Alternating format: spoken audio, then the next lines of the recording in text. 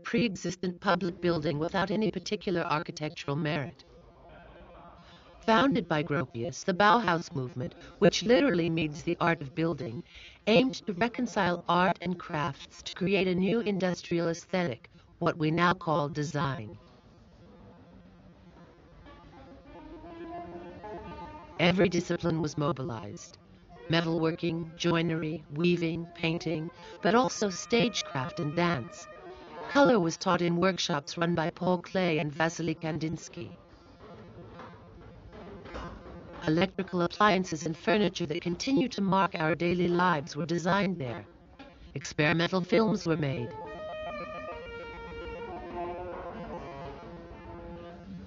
In 1925, the far right won the elections in Weimar and decided to shut down the school that was forced to find a home elsewhere. In Dessau, the city council, with its Social Democrat majority, released funds for the construction of a new home for the school that would give it a fresh lease on life. The city, with its 70,000 inhabitants, was an important industrial center. Dessau was an ideal location for an encounter between the aesthetic avant-garde and heavy industry. The land made available to Gropius was in a relatively isolated area, like this one, separated from the town proper by the railway line. The architect would not have to situate his building within the restrictions of the urban fabric. No sightlines or elevations needed to be respected. He was both the project's backer and its client.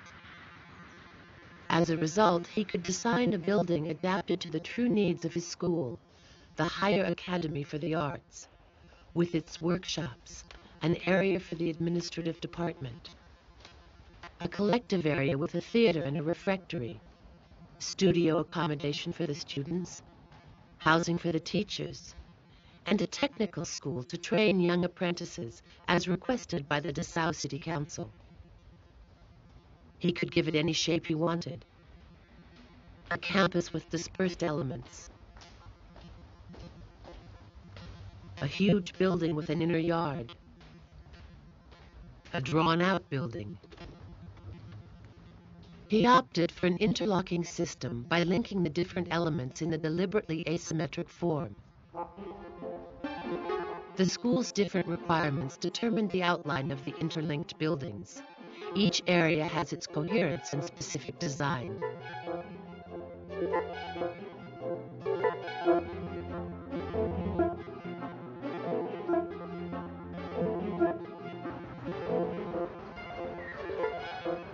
The Bauhaus isn't an easy building to understand at first.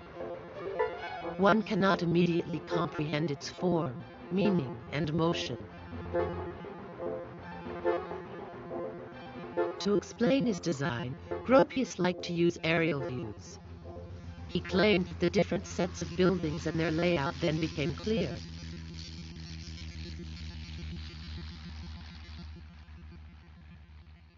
Junkers provided planes, and photographers revealed to the general public what modern architecture really was, suggesting that seeing the world from the sky would soon be the norm. Gropius, a resolute visionary, allowed all those who didn't yet have access to the airplane to abandon their static and passive approach to his work, and declared, "You must walk around the building to understand its materiality and the function of its various elements."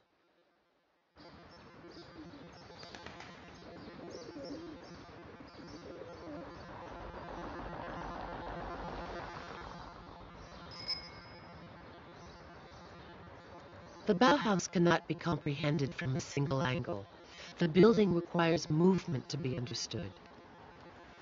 The pedestrian must start walking and, in looking for the school's entrance, will only find a discreet door that seems to deny that the center, or best angle for vision, as in classical architecture, is located there.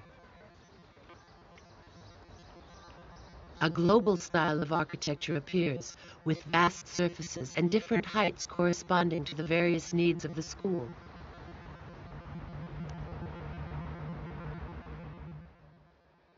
On one side, you find the Higher Academy for the Arts, a parallelepiped that houses the large Bauhaus workshops, a bare and functional area which would be given every symbolic opportunity for expansion without any walls or partitions to give an impression of enclosure. Here, architecture is triumphant. It's all one sees, whether one is inside the building or outside it, actor or audience. Gropius wanted this to be the most powerful element of his project, the image that would mark people. The technical school required by the city council with its classrooms. No grandiose walls of glass here. The students would be less exposed to the gaze of others, as if hidden a little. Walls and corridors break up the work areas. The architectural style is clearly less complete and less prestigious than that in other parts of the building. The collective area where students of the technical school, those of the arts school, and the teachers could meet. It's a place for performance, leisure, and encounters.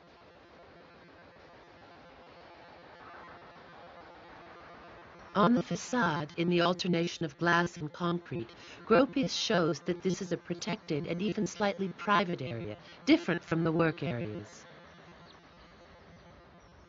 Housing for the students. 24 studio flats on 4 floors. This is the highest section of the building. The rooms extend out onto tiny balconies that provide a feeling of additional space. Here there are no large glass surfaces, and yet there's a rhythm that allows this facade to play with shadows and light, black and white, in the same way as the walls of glass. This is one of the elements that was most frequently copied by architects of the time. The school's administrative department, as well as the director's office, the one that Gropius was going to build for himself, also had to be at the center of the building, in a raised position, linking the two schools, Bauhaus and its workshops, and the technical school. In his initial sketches, Gropius already had the idea of a bridge, but he hesitated over its size. If it was too bulky, he would have to share this prestigious area. Too slender, and it would industrial architecture was the perfect field to test new concepts.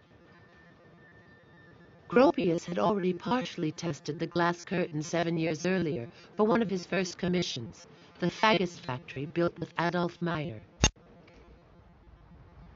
But in Dessau, he saw his idea through by suppressing all attachments and masonry on the facade to build a surface totally in glass. America was his inspiration. The country that seemed to be building itself up each day at the start of the 20th century found its first defender in Gropius, well before Le Corbusier. Compared to other countries in Europe, Germany seems to have a lead in the field of industrial architectural art. But in the motherland of industry, in America, large constructions have seen the light of day, whose unrivaled majesty outdoes our best German buildings of the same type.